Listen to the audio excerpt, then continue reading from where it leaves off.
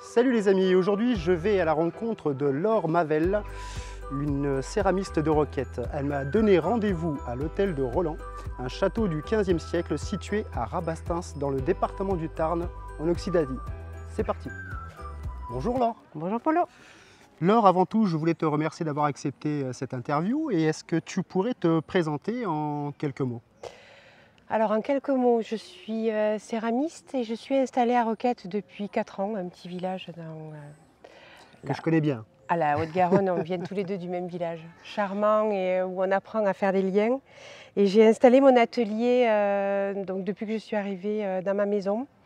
J'ai d'abord été animatrice assez longtemps, c'était mon métier de base dans les centres culturels.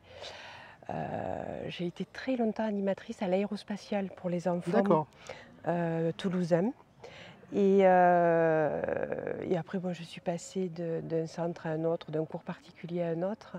Et en même temps, j'ai intégré de nombreuses associations où on a mis nos expériences de céramiste en commun pour faire connaître la céramique. Moi j'ai envie de te demander tout simplement, est-ce que tu peux nous faire découvrir tes œuvres sur ce site, ce magnifique site? Avec plaisir. Allez, c'est parti. D'accord. C'est impressionnant. Et là, voilà. Et là, c'est le drame. Donc là, Laure, on est devant une de tes œuvres. Est-ce que tu peux nous en expliquer tout simplement le sens? Bon, alors déjà, c'est une première évidence, on a appelé ça la forêt. C'est un travail de céramique haute température, c'est du grès. J'ai travaillé du grès noir que j'ai monté à 1250 degrés. Et ce qui est intéressant dans ces pièces, c'est que j'ai essayé de mêler la porcelaine au grès noir de différentes manières. C'est-à-dire qu'on va la voir peint, on va la voir soufflé en poudre. J'ai essayé de le rouler dedans et voilà, ça a donné un résultat avec lequel je me sens à l'aise, qui me plaît. Il ne faut pas le dire comme ça, mais... Non, mais c'est le but quand même. Voilà. Et puis je trouve ça amusant parce qu'en même temps, la porcelaine, c'est un matériau noble et qui a une consonance particulière à l'oreille des gens. Et de se dire que on peut s'en servir pour autre chose, c'est fantastique. Parce que finalement, quand je fais de la céramique, c'est des objets, mais c'est aussi la matière. Pour moi, la matière, c'est important. On continue, tu me montres une autre œuvre? Oui, je vais vous montrer autre chose.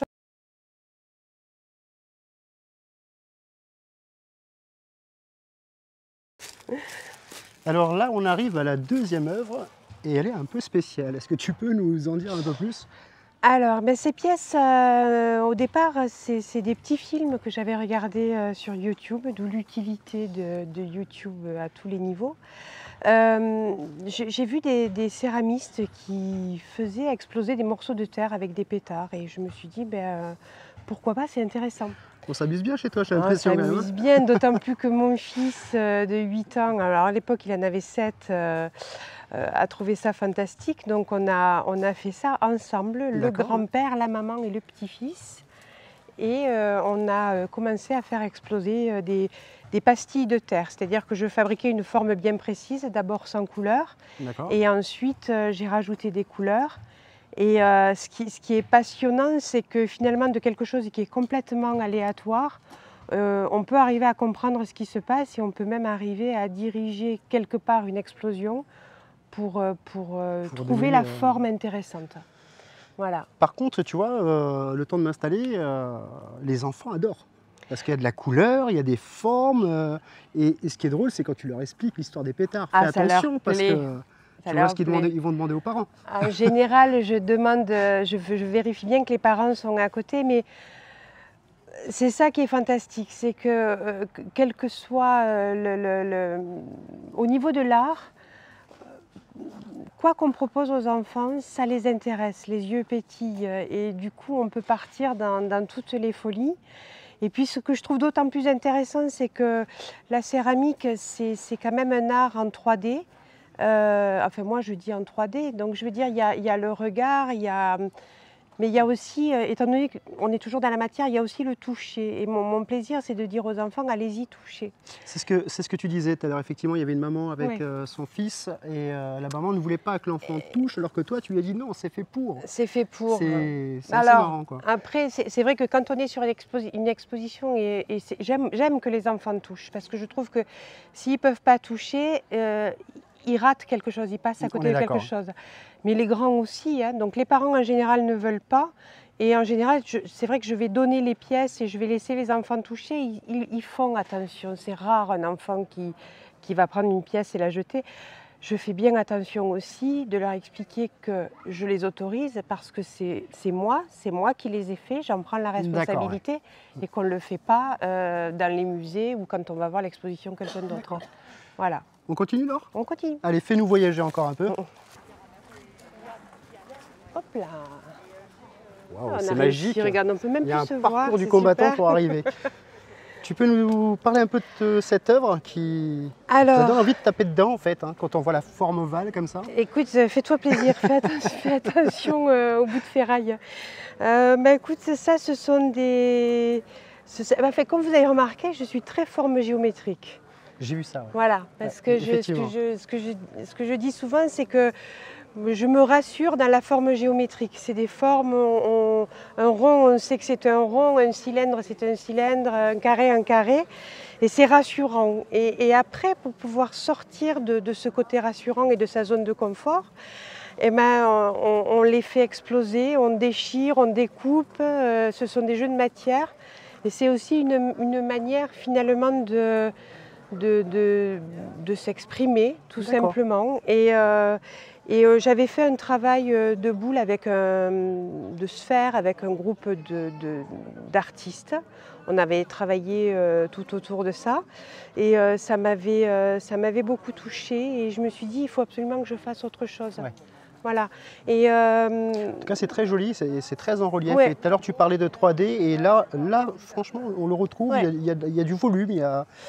On continue? On continue. Parce qu'il y a on va finir avec une dernière de tes œuvres que moi j'aime beaucoup. Toujours des boules. J'adore le bleu. On est parti? On est parti.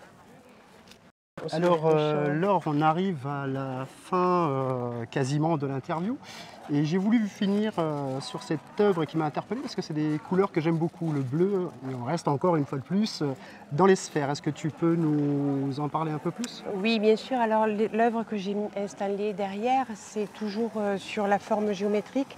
Là, c'était à partir de pastilles que j'ai travaillées, que j'ai écrasées. Et puis après, il y a eu une recherche de forme et j'ai refait, je suis repartie sur la sphère. D'accord. Et je me suis dit, mais je ne vais pas rester enfermée dans la forme géométrique. Il faut que je sorte de ma zone de confort. Et là, il y a eu l'envie d'écraser, de déchirer. Et du coup, ce qu'on voit là, c'est les étapes par lesquelles je suis passée dans la construction et la reconstruction. D'accord. Laure, est-ce que tu as encore quelque chose à nous dire?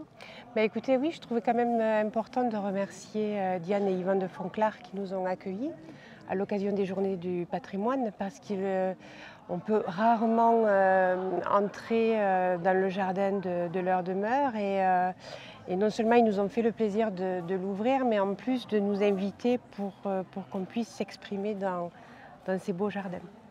C'est super. Laure, je voudrais encore te remercier vraiment d'avoir accepté encore une fois cette interview parce que c'était très riche et j'espère qu'on se reverra bientôt. Écoute, on ne va pas se quitter comme ça, je pense qu'on va en profiter pour aller se désaltérer avec le bon vin de la région du domaine Inventis. Ah bah, les amis, suivez-nous et à bientôt.